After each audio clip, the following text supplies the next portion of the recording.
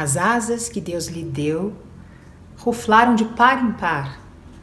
Sua alma subiu ao céu, seu corpo desceu ao mar. Afonso de Guimarães. Em 2041, eram 2,5 bilhões de mortos, covas comunitárias abrigando 300, 400 cadáveres que seguiam infectando após a morte, como um reator nuclear que emana radiação mesmo depois de submerso em concreto. O jornal nem noticiava mais nada, número de mortos, histórias de falecidos, fotos de filhos chorando em frente ao hospital, caixões lacrados, coveiros aparamentados de avental branco e EPI. A população do planeta se converteu em meros 5 bilhões de habitantes espalhados pelos continentes. A maioria das coisas restou para serem proibidas. Andar no parque, visitar parentes, sair às ruas, salvo para comida e remédio. De todas as coisas proibidas, as proibidas com mais veemência eram as relacionadas ao mar. Os pesquisadores descobriram que o vírus nasceu no mar, uma mutação da estrutura do RNA originário provocada pelo sulfato de magnésio encontrado na composição da água salgada. Concluiu-se que o mar era a fonte primária de contágio. De início, havia cercas elétricas nas praias e policiais munidos de metralhadoras e rifles de longo alcance. Depois percebeu-se a desnecessidade da proteção. Ninguém se aproximava da praia, da cerca, do mar. Os policiais foram autorizados a voltarem aos postos originários e a grade parou de aspergir eletricidade. A maresia oxidou o alambrado, ninhos vazios enroscavam-se na trama de arame, cadáveres carbonizados de gafanhotos, besouros, borboletas. O oceano se converteu em um relicário de atuns azuis monstruosos, polvos, arenques, anêmonas, tubarões, tigres, em guias elétricas do comprimento de sucuris. As cidades se interiorizaram cada vez mais. Quanto mais distante do litoral, mais seguras eram consideradas. Os cientistas chegaram à conclusão de que 30 quilômetros era a distância mínima para se morar, sem risco de contaminação. Depois de 12 anos, o vírus ficou completamente extinto em terra firme. Distando 35 quilômetros de uma praia, havia um hospital de loucos. Não era bem um hospital, mas uma mansão adaptada. 10 quartos, um grande salão, 5 banheiros e um jardim. De início, o governo subsidiava o local, pagava médicos e seguranças particulares que impediam que os loucos extrapolassem os limites da instituição e tomassem a estrada rumo ao litoral. Os loucos não tinham medo. E era o medo, exclusivamente o medo, de se contaminar e de morrer e de sair contaminando e matando seus pares, que fazia com que as pessoas se distanciassem do mar. A grave recessão econômica enfrentada pelo país fez o governo suspender o envio de verbas ao hospital, que passou a sobreviver de donativos. Com os drásticos cortes no orçamento, a manutenção da segurança se tornou inviável e, a partir daí, não era incomum que algum paciente desprovido de medo e guiado pelo cheiro da maresia rumasse para a praia sem que ninguém soubesse o desfecho, se morreu afogado ou infectado, com os pulmões cheios de água ou rarefeitos de ar. A instituição computava o abandono de 7 pacientes. Ismália foi a 8ª. Deixou a instituição em uma manhã de quarta-feira. Ignorava que era quarta-feira, ou mesmo que era manhã. Ignorava também que o perigo morava na barriga do mar. Um vírus mutante que desprezava os animais marinhos e se refastelava no sistema respiratório humano, necrosando tecidos entupindo os alvéolos, encharcando de sangue laringes e brônquios. Ismália sentiu o cheiro do mar e não se lembrou de quando tinha 5 anos e mãe e pai e praia. Não se lembrou da sensação salgada de furar as ondas, os dedos do pai segurando os seus, o picolé de uva, o baldinho vermelho abrigando conchas farelentas, os cabelos presos no alto da cabeça, o protetor solar colando areia nas pernas. Ainda sem se lembrar, Ismália seguiu, guiada pela recordação ancestral, a lembrança que não precisa ser lembrada para existir. Caminhou no meio da pele rachada do asfalto. Vez em quando, a alçada metálica de um carro abandonado no acostamento, uma paca assustadiça com a inusitada presença humana, uma jiboia enovelada em galho, uma matilha de cachorro sem memória de domesticação. Andou até o fim do dia, parando de quando em quando para beber a água que brotava das pedras, comer as bananas maduras das bananeiras semeadas na beira da estrada. Quando Ismália chegou à praia, o sol se punha em algum lugar de trás das nuvens densas. Já tinha visto o mar, mas como não se recordava, foi uma primeira vez. Olhou através do entrelaçado de arame as ondas morrendo na areia para depois renascerem no mar, um ciclo contínuo de vida e morte e espuma. Forçou a abertura da grade corroída pela maresia e entrou. Primeiro a perna direita, cabeça, tronco. Perna esquerda estava do lado de dentro. Ovos de tartaruga, caramujos, areia fina, restos de algas mortas, um atobá voando em rasante. E Ismália. Andou em direção ao mar, descalçou as sandálias de plástico, os pés enferidados dos quilômetros, deixou que a água da salmoura ardesse as bolhas arrebentadas. A água estava gelada e ela não sabia. Era quarta-feira e ela não sabia. A lua despontava secreta de trás das nuvens e ela não sabia. O mar impregnado de morte, de atuns azuis, de enguias eletrificadas, feitos cercas de proteção.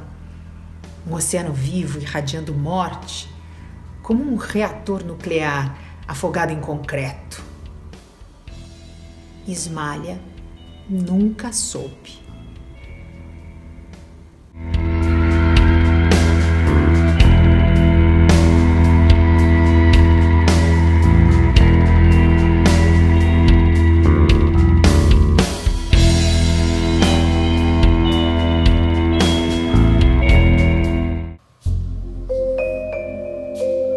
Pegar a máscara, álcool gel 70, álcool spray lata, paninho, lenço umedecido, sapato de ir pra rua, papel filme no celular, álcool isopropílico, saquinho para máscara usada, máscaras reservas, troca de roupa?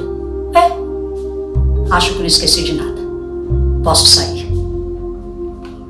Por favor, uma média e um pão na chapa? As mesas não estão muito próximas. Sabia que esqueci alguma coisa. A trena. Não sei, talvez um passo largo em cada cadeira. Mas quando a pessoa se sentar, a cadeira vai para trás. Não deve ter 1 metro entre as cadeiras quando eu uso. Se for uma pessoa grande ou mais barriguda, certamente a distância cai. Não se aproxime tanto. Por favor. Aí está bem. Pode deixar no canto da mesa.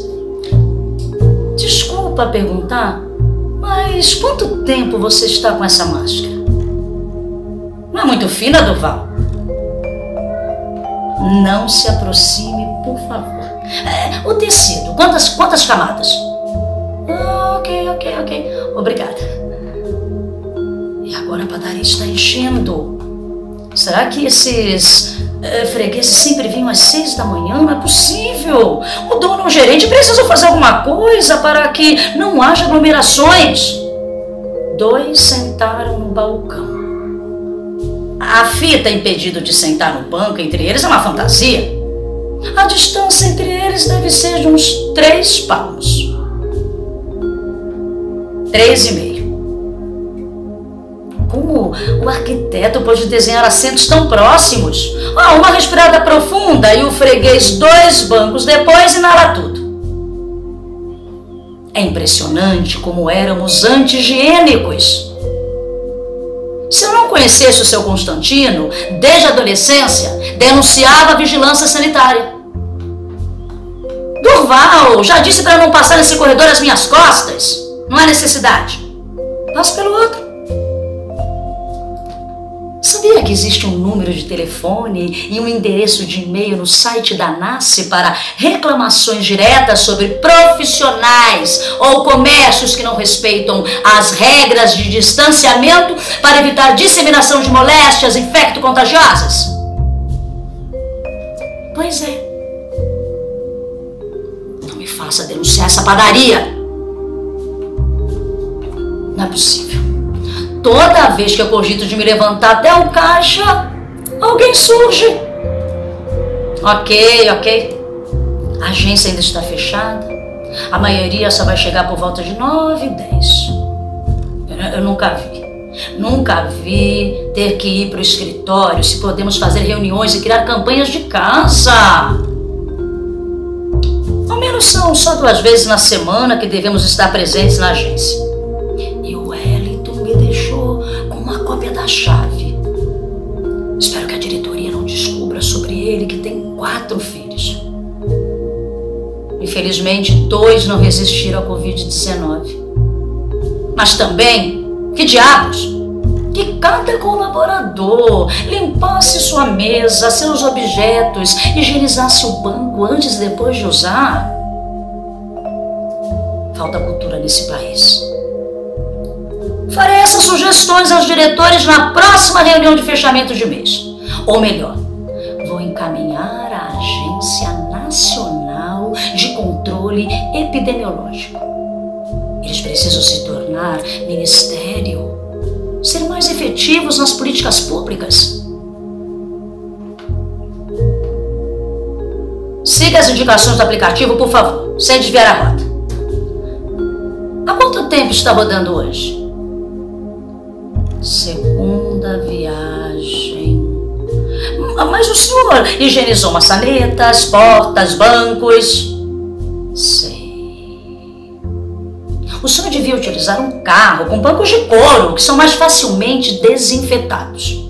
Por sua causa, terei que usar minha segunda troca de roupa. Não me venha com balinhas, que eu tenho certeza que não foram esterilizadas. Agência vazia. Muito bom. Não saio sem esse spray de álcool. Como abrir as portas tornou-se tarefa perigosa. Vou avaliar muito mal esse motorista de aplicativo. Devia queimar na fogueira. O ruim de chegar antes de todo mundo é ter que abrir tantas portas. Esse cheirinho de álcool é inspirador. Adoro começar o expediente assim. Impecável. Vai que alguém apoiou a mão no encosto da cadeira ou usou uma caneta do copinho? Não dá pra brincar. Existem muitos que não levam a sério o risco de uma nova epidemia. O Carlos mesmo. Ainda bem que não vem nos mesmos dias que eu. Virava e mexia, estava com a máscara no queixo, na testa, fora que usava a mesma máscara todo dia. É um porco. Depois do segundo e-mail que enviei ao coordenador de comunicação, trocar os dias de sua presença na agência. É insuportável. Há pessoas que parecem que esqueceram as mortes de 2 anos atrás pela Covid-19, como se a morte de quase 30 milhões de pessoas ao redor do mundo não significasse nada.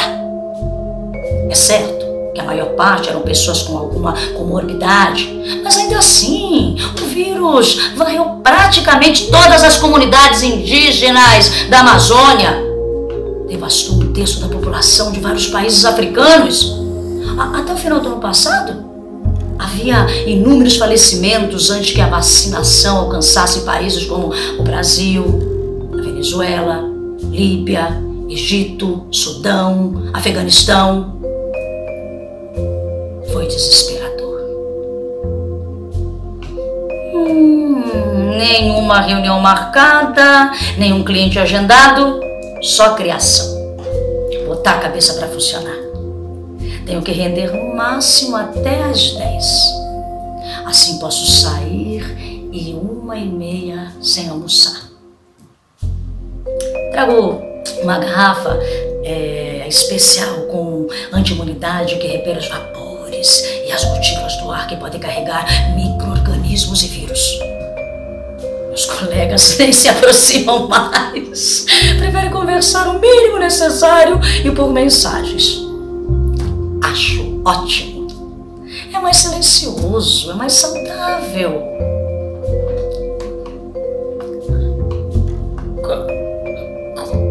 Como puderam aprovar um vídeo em que as pessoas se dão as mãos e colocar um adendo de evitar o uso de luvas para transmitir confiança? É um absurdo. Nada daquele slogan de que ninguém solta mão de ninguém. As luvas justamente simbolizam a indignação de quanto somos solidários um ao outro. Como podemos cuidar do outro, evitar o contágio, ser bem utilizadas, é claro. É contra os meus princípios. De todo modo, vamos finalizar a peça. É uma empresa com grande investimento. É uma grande conta. Alô? Já pedi para não ligar, que prefiro não tocar o celular quando saio de casa. Sim, tudo bem. Tá, passo aí no meio da tarde, saindo do trabalho. Deixo os chinelos, a roupa, a muda de roupa e a toalha postos para que eu possa tomar um banho e me trocar ao chegar. Beijo à distância. Odeio surpresas. Mas a Ângela gosta dessas coisas. Não sou mais um moleque de namorinho. Ela insiste em ficarmos juntos, abraçados. É impressionante. E ainda quer beijar. Bom, deixa eu me concentrar no meu trabalho. Bom dia, Wellington. À distância. Isso, aprendeu. Sim, cheguei cedo. Bom trabalho. Quase 9. Hora de colocar os fones e iniciar a playlist. Higienizados. Ok. 5 horas de classe lounge. E um incentivo a menos para vir e falar comigo. Meu nome é Trabalho. 1h15. Não devia ter tomado tanta água. Não quero usar o banheiro daqui. Adoro quando os meus colegas respeitam o distanciamento. Pelo menos em relação a mim. Não é possível. Lá estão Fábio, Júlia e Loureiro conversando ao redor da mesma mesa. Como pode? Isso porque o Loureiro perdeu pais, um irmão e sobrinho quase da idade dele. Bom, vou sair 10 minutinhos antes. Ninguém vai reparar mesmo. De quebra, ainda faço uma surpresa para a Ângela. Ela adora.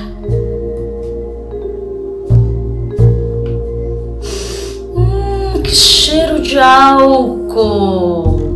O senhor higieniza o carro a cada passageiro. Ah, sim, sim. Acredita que peguei um motorista na segunda viagem que não limpou antes de me pegar? Quer dizer, disse que limpou. Mas eu duvido. Duvido muito. Sequer havia suporte de álcool para o passageiro que vai atrás. Um nojo. Mas aconselho o senhor a alugar um carro com bancos de couro. Não, pode ser pela rota sugerida pelo aplicativo, sem problemas. Tenho tempo. Com licença, vou ouvir música com fone. Esse merece uma boa avaliação. Não toque em mim. Cadê o chinelo que pedi? Espera, não reparei nada. Sai da frente. Primeiro vou tomar banho e trocar de roupa. Que vestido é esse? É essa surpresa, Ângela? Como assim chegou hoje? Você tá louca? Eu não falei que é preciso lavar as roupas compradas, principalmente as roupas que passaram pelo serviço de entrega? Sabe quantas mãos tocaram esse vestido? Você é minha namorada. Não quero que qualquer vírus ou superbactéria infecte você. Muito menos a mim. Não. E não me venha pedir calma.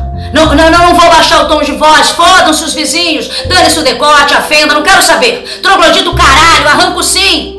Pra lavar. E vamos tomar banho. Você não quer dar uma de limpinha e preocupada? Pra cima de mim? Vai tomar banho de vestido sim. Nem que seja na marra. Não se preocupe. Não vai doer nada. E para de gritar, eu também paro de gritar. Entra, vai, molha tudo. Esfrega direito. Vamos. De cima a baixo. Agora, banho de álcool. Traidora. Toma. Adoro esse spray. Vamos para esterilizar. Isso. Queima. Vai aprender a lição. Vai ficar limpa como nunca.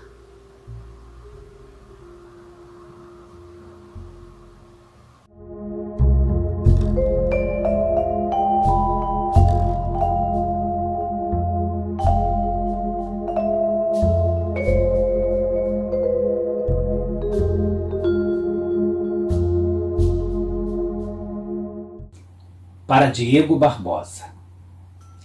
E-mail de Rafael Maiero para Liane. Rascunho. Buenas! Tudo bem, minha cara editora? Além de aprimorar as suas habilidades como padeira e deitar na cachaça, tem feito mais alguma coisa para não enlouquecer? O amor realmente salva? Risos. Mas como diria o filósofo Bill Rate, vamos voltar à realidade. No nosso caso, a ficção. Envio o que consegui escrever até agora do romance sobre a pós-pandemia. A ideia é partir de um ponto zero, o primeiro dia da quarentena, e brincar com o futuro e passado. Textos curtos. Cheguei a pensar em fazer um roteiro alternativo de leitura, como no Jogo da Amarelinha. Tudo ideia, apenas ideias. Não escrevi quase nada, eu sei. O narrador não está bem definido, eu sei. Personagens fracos, eu sei. E ainda insisto, apesar do seu ódio, com a autoficção. Não me odeie. Aliás, estou ouvindo muito Luiz Carlos da Vila por aqui. Hoje fiquei com um verso na cabeça. Ai, vou pedir umas férias e um adiantamento. Férias não posso, mas preciso do adiantamento dos direitos. Tenho que pagar aluguel, plano de saúde. E não vou mentir para você, a cachaça e os PFs da Casa Porto. Quarentena, né? Consegue? Beijos, M.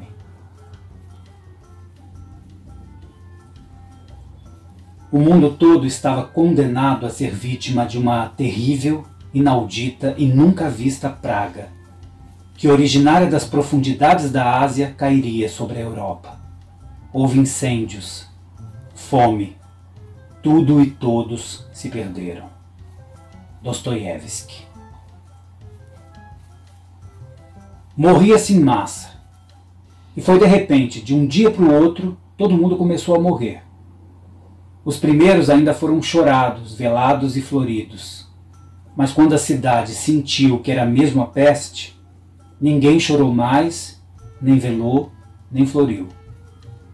O velório seria um luxo insuportável para os outros defuntos. Nelson Rodrigues. Ei, tu mesmo, espera um pouquinho, chega aqui. Não, quer dizer, não, fica aí mesmo. Tá me escutando? Tudo acaba. O álcool evapora. O sol vai explodir. E Homero, o poeta inesquecível, será esquecido. Olhe a transparência do álcool, meu camarada. Perceba as cores que o sol te permite. Veja o quanto a Ilíada se equilibra na estante. Não se desespere. Você desde sempre vai morrer. É o humano na sua parcela de seiva, não é isso? Gritava um louco com a voz abafada pela máscara na fila do supermercado. Eles sentem em outro século, mas passaram apenas alguns anos.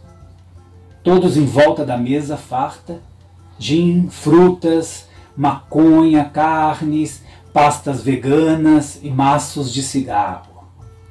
Contam histórias engraçadíssimas das orgias do Carnaval da Volta, amaldiçoam com berros os inimigos e riem muito de alívio.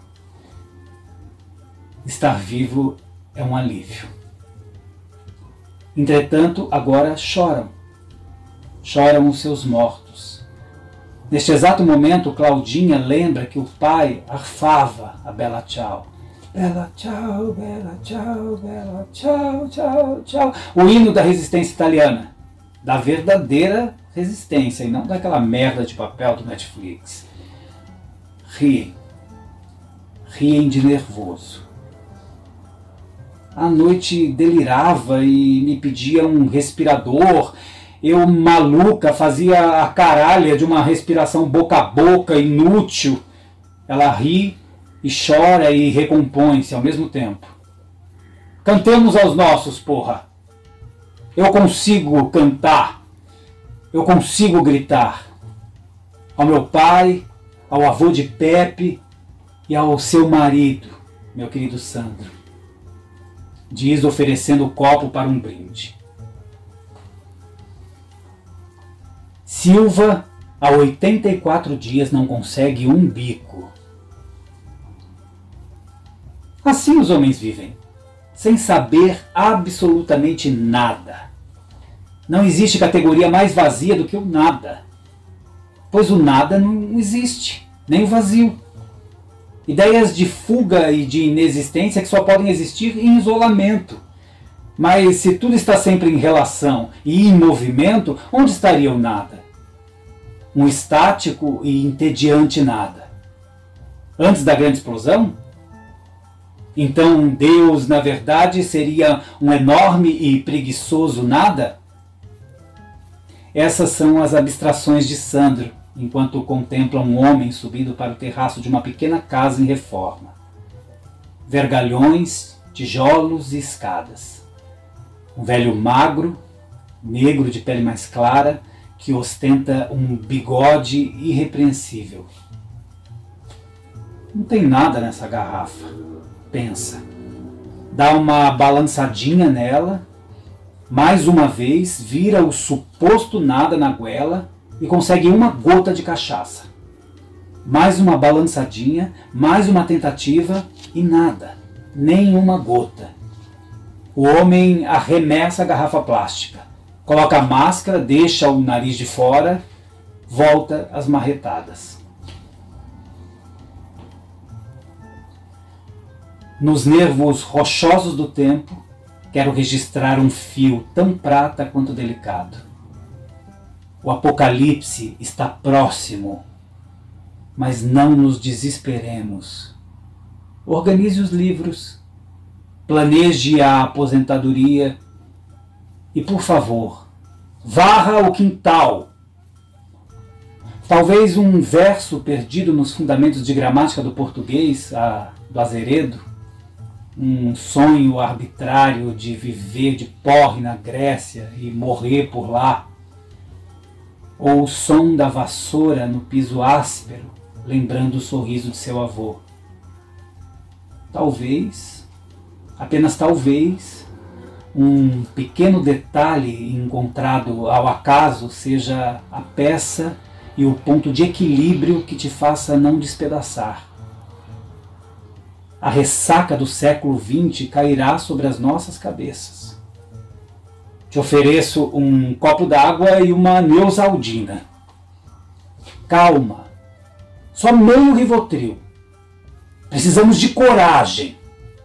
Nesta terra, nesse instante, loucura e covardia são atitudes siamesas. A vitória, camaradas! Karine Telles declama o texto de Rafael Maieiro num áudio de WhatsApp. Sandro ouve com irritação e comenta em voz alta. Não sei como dão atenção para esse tal de Maieiro. Até uma atriz do porte de Karine. Meu Deus. Vou ficar presa em casa, ascensão do fascismo e agora essa autoajuda pretensiosa de quinta. Senhor Deus dos desgraçados, pode ser pior? Pode. Sandro precisamente propõe ao narrador. A Basílica Nossa Senhora de Lourdes, localizada na 28 de setembro, toca seus sinos pontualmente às 6 da tarde.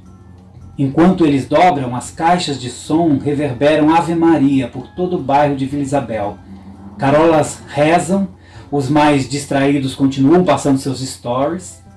Sandro, no seu minúsculo quintal, folheia um livro. Esse poema, pensa ele, deve ser a única coisa digna que esse cachaceiro, esse tal de Maieiro, escreveu. Cara rude. Em vez de falar, dá grunhidos. Daí alguns pensam tratar com Joyce, mas apenas tomam um Neandertal por poeta. E continua. Mas nesse poema sobre a Marielle ele foi digno. Levanta e, andando em direção à porta de casa, sussurra os versos. O livro fica aberto na página do poema A Vitória Final. O narrador, fazendo as vezes de roteirista personagem, diz: lê-se. Hienas repercutem as gargalhadas, 4 tiros na sua cara. A dela. Nem imaginam. Agora assoviam manhãs, as panteras espelhadas de tanta negrura na pele. O rapaz fez do seu corpo música e é operário nuclear. Agora toca gaita no estacionamento do Hospital Santa Bárbara, em Botafogo. Ele está encostado no carro. Em virtude da pandemia, não pode acompanhar o parto de seu primeiro filho, Chico. Na gaita, sopra as notas de Mr. Judge. Now tell me, Mr. Judge, I still sleep fine. I still sleep fine. Sleep.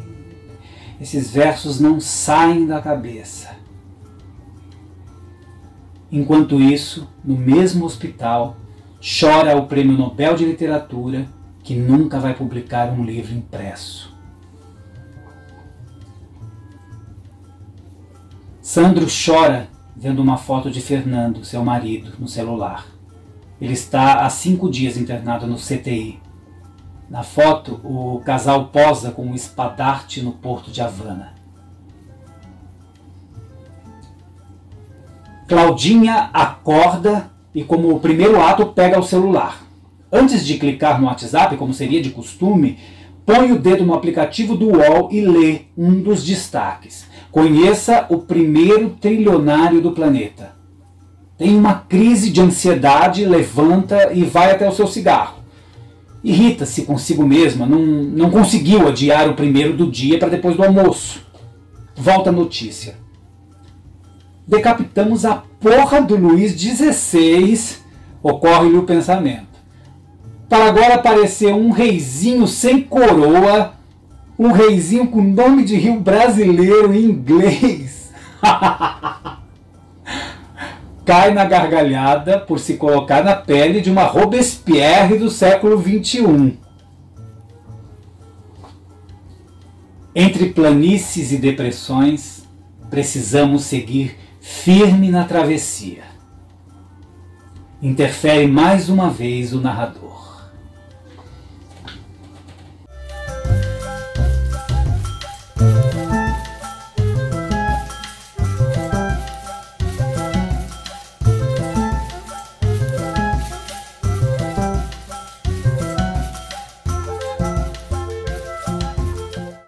Eu só não tinha perdido a noção do tempo, porque eu fazia a marcação dos dias na parede do meu quarto com uma caneta. Mas eu me perdia nos dias de semana. Eu supus que fosse domingo. Acordei, saí para urinar na goiabeira que ficava na frente da minha kitnet, do outro lado da escadaria de Celaron. Espanto absoluto. Estarrecimento. Petrificação. Havia um homem encostado na goiabeira. A minha vontade de mijar passou. Era o primeiro ser humano que eu vi em 2 anos. Um senhor, aparentava ter seus 75, 80 anos, velho, muito enrugado, mas estranhamente com ar jovial, óculos escuros, uma bandana vermelha na cabeça. Quer um cigarro? Você tem fogo? Sim, no problem. Eu notei que ele era gringo, pois falava português com esse sotaque inglês carregado. Sentei-me na escadaria para fumar. Ele sentou ao meu lado também fumando. Como ele tinha um isqueiro?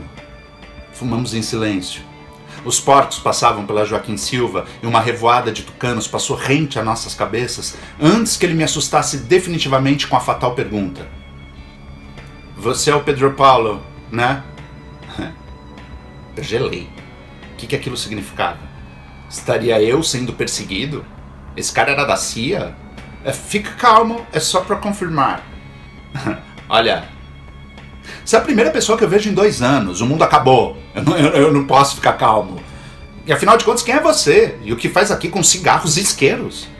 Eu vivo a barbárie todos os dias. Olha meus dentes, minha barba, meu cabelo. Pedro, veja bem, você me conhece sim. Há muitos anos que você me conhece. Eu levei muita alegria à sua vida. Hã? A loucura não era privilégio meu. Você é músico, não é? Sim, era. Eu dou minhas voltas, Pedro. Já te escutei aqui da escadaria. Você poderia pegar o violão e trazer aqui? Talvez algumas coisas fiquem mais claras. Bom, entrei na kitnet, sem entender nada, com a presença de outro ser humano naquelas escadas, e ainda mais bestificado. Ele estava em boas condições. Bom, aquilo era bom, ele tinha cigarros. Peguei o violão e saí. Ele estava encostado na goiabeira. Vamos ver se você saca, Pedro Paulo. Foi aí que ele pegou o violão, com violência, iniciou os acordes iniciais de I Can Get No Satisfaction, dos Stones. I can get no... Cantou a música inteira, com perfeição. Sem acreditar, eu liguei os pontos, a bandana, a idade, as muitas rugas, o cabelo. Porra, era ele mesmo! Keith Richards, como eu não tinha reconhecido. Um rosto tão característico como o de Keith Richards simplesmente passou batido por mim. Mas também quem poderia imaginar esse cara parado em frente ao meu kitnet na escadaria do Celaron em 2027, no pós-pandemia, e sem uma pessoa além de mim para contar essa história? E aí, sabe quem eu sou, Pedro? Keith Richards? Yeah. Tá, mas por que você tá no Rio? Você não deveria estar, sei lá, na Inglaterra, em Nova York? My brother, eu vim fazer um show intimista no Leblon. E depois o prato principal, uma festa numa mansão do Largo França, casa dos Guimarães de Seabra. O herdeiro é um cara muito gente boa que dá umas festas alucinantes. Ele me convidou para ficar uns dias e aí isso tudo começou, eu não pude voltar. Ah. Alguém sobreviveu por lá? Não, ninguém. Então parece que somos só eu e você. Não sobrou ninguém no mundo, Pedro Paulo. Só você. Ah, e você. Mas eu já estava acostumado a sobrar, né? Bom, a gente fomos por kitnet. A simpatia era recíproca e conversamos sobre vários assuntos. Atento, Kit ouvia. Mas não revelou como ele estava tão bem cuidado passados 2 anos do desaparecimento de todos os seres humanos do que se tinha notícia. Kate ouvia, mas não falava muito. Aí Kate Richards puxou um baseado do bolso. Vai? Aquilo era como um presente de Natal. Era um fino, mas o fino mais desejado de toda a minha vida. Um fino que naquela situação equivalia a um braço de Judas. Fumamos o baseado até a ponta. E a maconha era surpreendentemente boa. Que maconha é essa, mano? É lá da casa do Filipinho. Que Filipinho, mano? O Guimarães. Ah, tá. Pedro Paulo. Fala, Keith Richards. Você já parou pra pensar como eu vim parar aqui?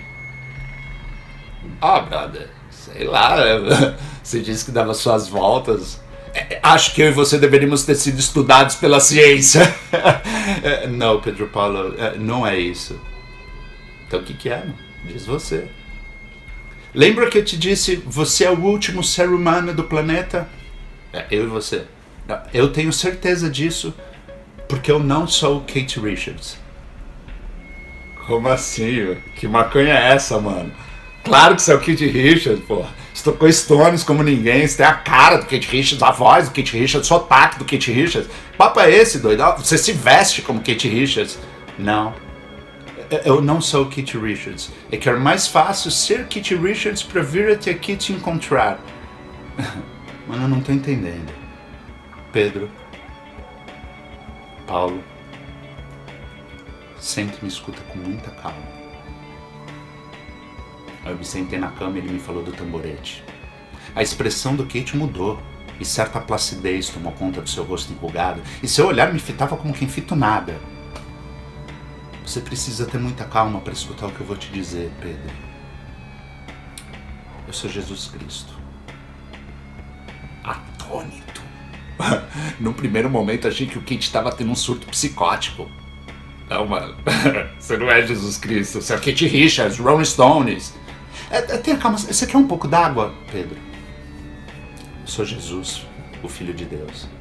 Não. Definitivamente você não é Jesus. Jesus não fuma maconha, mano. Não é o que entra pela boca que contamina o homem, mas o que sai da boca, porque procede do coração. Mano. Não. Não, mano. Você é um roqueiro, drogado. Não julgueis para que não sejais julgado. Mano, era só o que me faltava. Um roqueiro da terceira idade, muito louco, surtando na minha kitnet, falando que é Jesus. Mas, Pedro, eu sou Jesus. E mais, eu vim te buscar. É a hora. Me buscar. Me buscar. Você será arrebatado. Bicho. Tu tá muito louco. Pedro Paulo, eu sei que você é agnóstico e nunca conseguiu acreditar em meu pai, mas você não vai poder permanecer no planeta, seu tempo por aqui acabou. Eu fui enviado no corpo do Kate Richards, que inclusive já está conosco, para que a aproximação com você fosse facilitada, mas você precisa cooperar. Não tem ninguém surtando aqui, e nem eu vou multiplicar peixes ou transformar sua água em vinho para que acredite no que eu estou te dizendo. Até porque milagre é algo que tem muito tempo que eu não faço. Eu parei. Fiquei mudo durante uns 5 minutos.